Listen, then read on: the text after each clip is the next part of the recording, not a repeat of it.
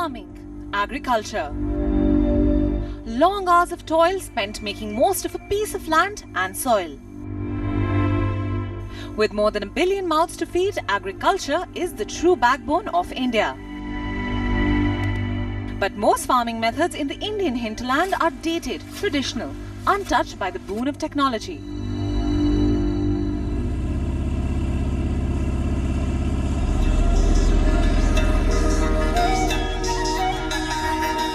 But one venture is trying to change just that. One idea is trying to introduce mechanization and some innovative technology to India's struggling, hard-working farmers. This could be revolutionary.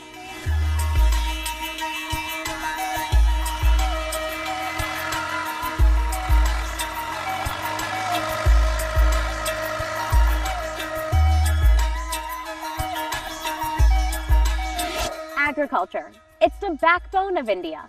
It's also a space with a ton of potential for startups.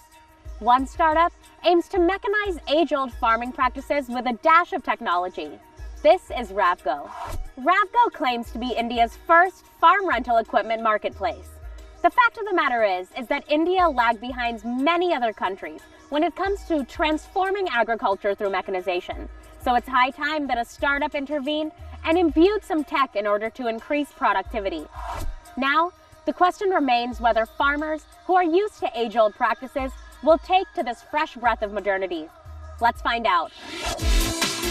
Meet the men trying to transform one of the most traditional modes of livelihood in India, farming. And the name of their venture is Ravgo, a farming equipment rental marketplace. Our first founder is Vikas Goyal. He brings with him plenty of experience in business planning and strategy. And Ashish Gautam is the second founder at Ravgo. His experience in digital marketing and finance may give this venture a competitive edge. We've all heard of apps to find cabs, food and clothes, but this duo has invented an app for sharing tractors and agricultural implements, aiming to reduce the cost each farmer has to bear. But in a country where awareness about high-tech farming equipment is still negligible in remote areas, will this venture find acceptance? So we are trying to build a platform where the knowledge transforms from one area to other area. People should know about these things. People who are already owning those equipments, okay, they rent out to people who don't own. For a tractor owner, his utilization increases.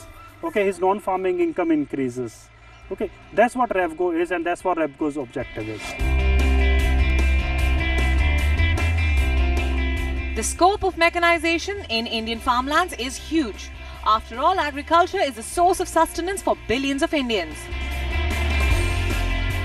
And with most of the agriculture industry being unorganized and devoid of any industry benchmarks, Indian farmers are often at loss. According to a FICCI report released in December 2015, farm mechanization in India is 40% against the 95% in the US and Western Europe, 80% in Russia, 75% in Brazil, and 48% in China. Basically ranks really low in comparison to the rest of the world. And that's where Ravgo comes in. Based on the idea of sharing economy, Ravgo was launched as an agri-equipment rental marketplace to bring access to modern technology for small farmers who cannot afford ownership of expensive machinery.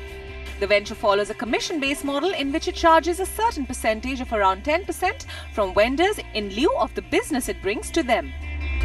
The team meets with farmers on a regular basis to familiarize them with the use of the app and its many services.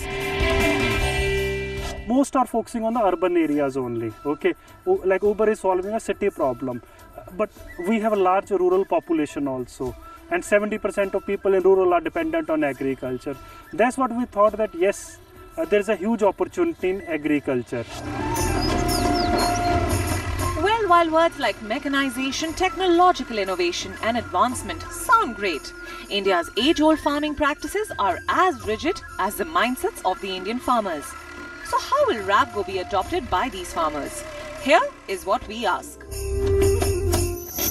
Here's a startup aiming to mechanize India's backbone, agriculture. How will it achieve this?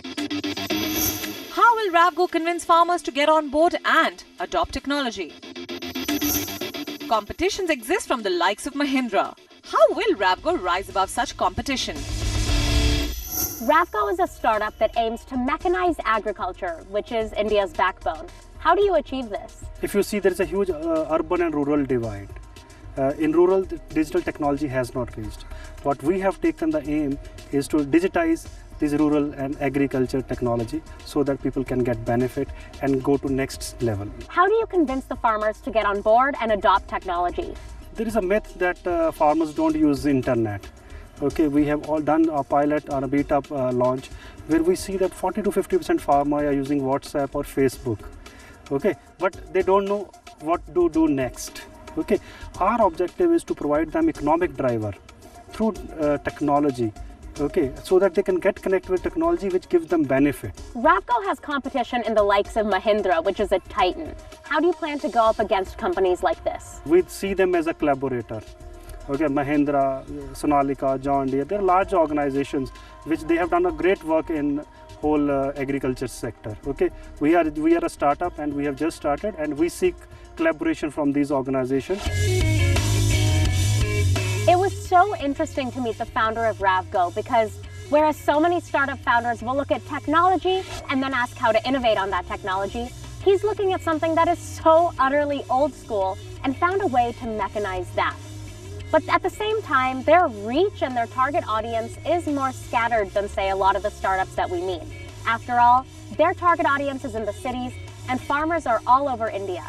Now, their target base at the end of the day is huge though, if they can reach it.